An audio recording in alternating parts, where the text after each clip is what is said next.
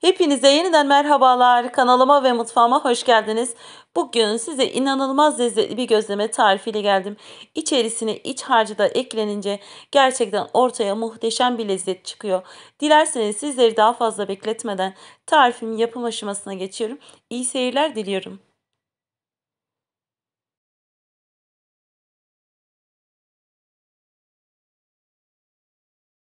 Gözlemeyi yapmaya öncelikle hamurunu yoğurmakla başlıyorum. Yoğurma kabının içerisine 2 su bardağı ılık su, 1 yemek kaşığı toz şeker ve 1 paket instans mayayı ekleyip maya eriyene kadar şöyle elimle biraz karıştırıp daha sonra azar azar unu ilave etmeye başlıyorum.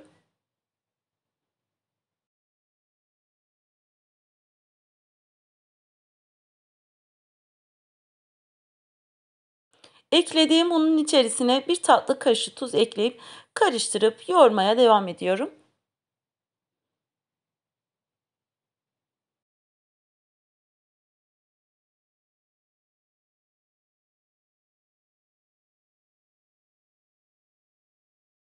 Hamur için toplamda 5 su bardağı un kullandım ama her zaman söylediğim gibi unun kalitesine göre değişiklik gösterebiliyor. Lütfen kontrollü ekleyelim.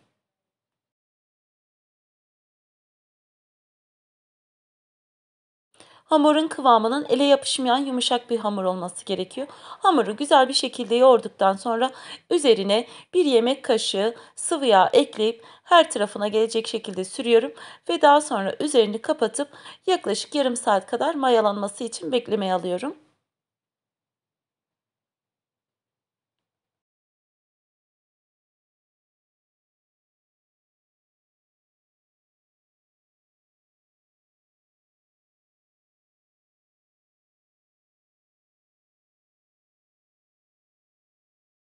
Hamur dinlenirken ben de bu arada gözlemenin iç harcını hazırlıyorum.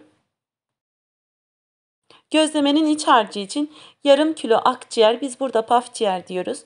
Yarım kilo çekilmiş paf ciğeri bir tencerenin içerisine alıyorum ve üzerine su geçecek kadar su ekliyorum ve daha sonra kaynamaya bırakıyorum. Daha önce denediniz mi bilmiyorum ama benim evimde çok sık yaptığım bir tarifi sizlerle paylaşmak istedim. Gerçekten muhteşem bir lezzeti var. Sizler de denediğinizde bana hak vereceksiniz. Tencerenin içerisine ekleyip haşlamaya bıraktım paf ciğerleri. Şöyle kısık ateşte yaklaşık 10 dakika kadar haşlıyorum. Ve bu şekilde üzerine köpükler çıkıyor. Biz kefte diyoruz. Şöyle bir kefini kaşıkla alıyorum.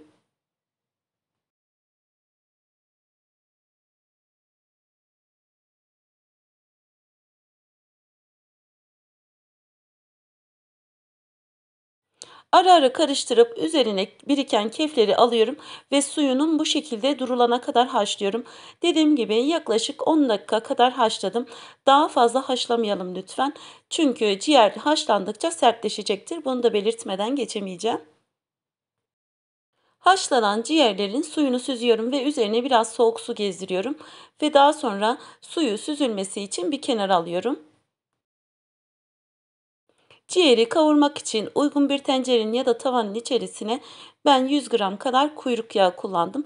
Ama tabii ki de sizler isterseniz kullanmaya da bilirsiniz. Sıvı yağ, zeytinyağı da kullanabilirsiniz. Kuyruk yağını pembeleşene kadar kavurduktan sonra üzerine süzdüğüm paf ciğerleri ekliyorum.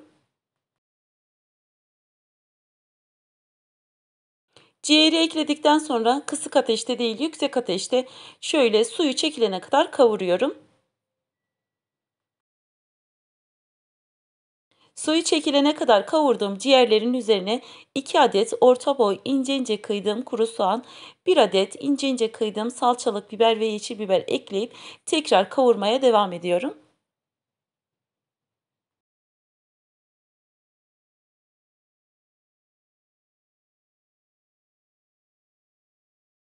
Bu iç harcını gözleme yapacağım için sebzelerin çok ölmesine gerek yok. Şöyle biraz kavurduktan sonra baharatlarını ekliyorum. Kullandığım baharatlar: 1 yemek kaşığı kimyon, 1 yemek kaşığı pul biber, 1 tatlı kaşığı tuz, 1 çay kaşığı karabiber. Baharat miktarını tabii ki de damak tadınıza göre ayarlayabilirsiniz ama kimyonu fazla koymanızı tavsiye ederim. Kimyon ciğerin kokusunu alacaktır. Bunu da belirtmeden geçemeyeceğim. Baharatlarını da ekleyip şöyle biraz kavurduktan sonra içerisine 2 yemek kaşığı sıvı yağ ekliyorum. Sıvı yağ eklememin nedeni ciğeri kuyruk yağıyla kavurduğum için çabuk donacaktır. Bu sıvı yağ biraz donmasını geciktirecektir. Sizin de eklemenizi tavsiye ederim. Antepli hemşerilerim bilir. Biz bu ciğer kavurmasını sabah kahvaltılarında da tüketiriz. Gerçekten denediğinizde siz de göreceksiniz ki muhteşem lezzeti var. Yaklaşık yarım saat kadar mayalandırdığım hamuru şöyle biraz öncelikle yoğurma kabının içerisinde toparlıyorum ve daha sonra masanın üzerine alıp bezelere bölüyorum.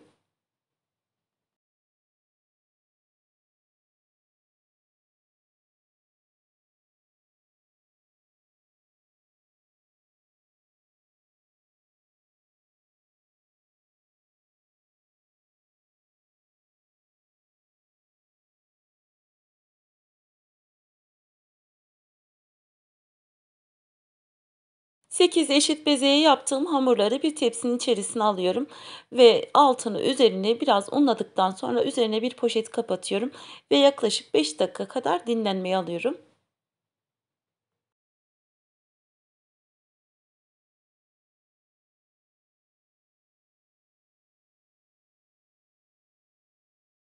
Yaklaşık 5 dakika dinlendirdikten sonra un ve oklava yardımıyla açmaya başlıyorum.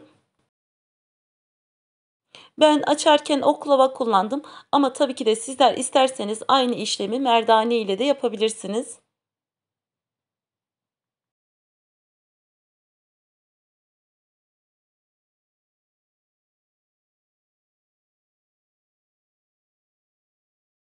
Yaklaşık 60 santim genişliğinde açtığım hamurun üzerine fırça yardımıyla sıvı yağ sürüyorum.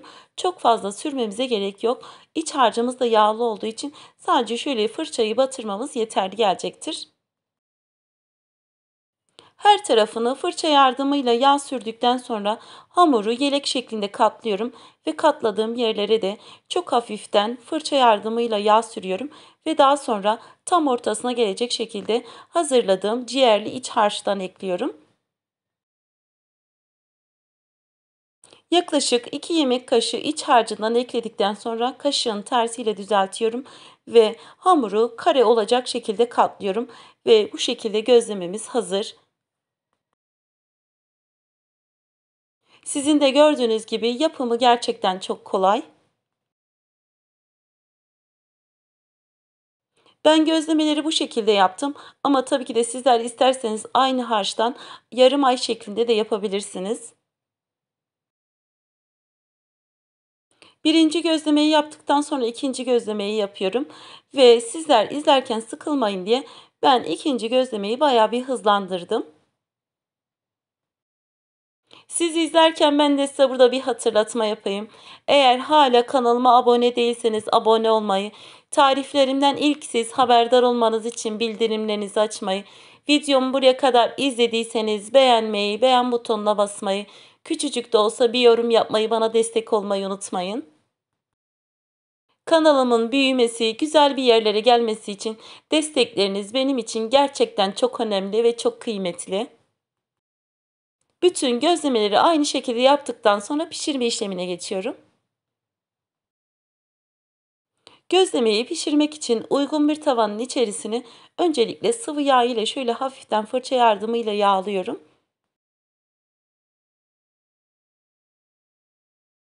Isınan tavanın içerisine gözlemeyi alıyorum ve şöyle elimle biraz bastırdıktan sonra üzerini yağlıyorum ve bir tarafının tam pişmesini beklemeden çevire çevire kızarana kadar pişiriyorum.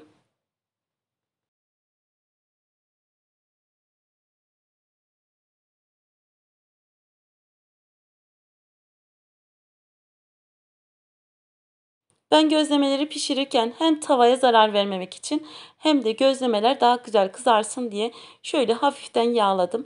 Ama tabii ki de sizler isterseniz hiç yağ kullanmadan da pişirebilirsiniz.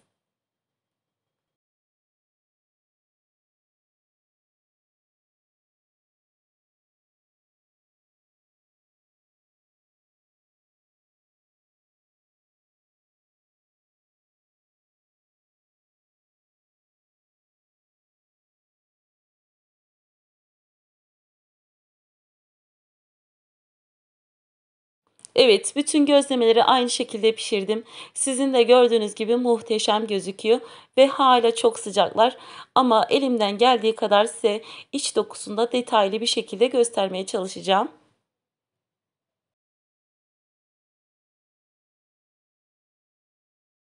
Eğer şimdiye kadar kavurmalı gözleme yapmadıysanız mutlaka ama mutlaka bu tarifi denemenizi tavsiye ederim.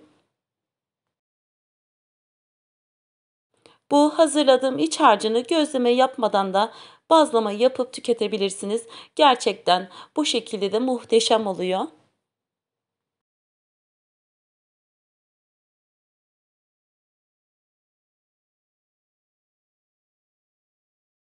Dediğim gibi hala gözlemeler çok sıcak ama çekimi bitirmem gerekiyordu ve şöyle size kesip iç dokusunda elimden geldiği kadar detaylı bir şekilde göstermeye çalışıyorum. İçinin nasıl kat kat olduğunu sizler de görüyorsunuz. Evet, bugün de bir tarifin sonuna geldim. Umarım beğenip sıkılmadan izlemişsinizdir. Videolarımda tarifleri elimden geldiği kadar detaylı bir şekilde anlatmaya çalışıyorum. Ama olur ki aklınıza takılan sorular varsa bana yorumlarda belirtebilirsiniz. Gördüğüm anda dönüş yapıyorum.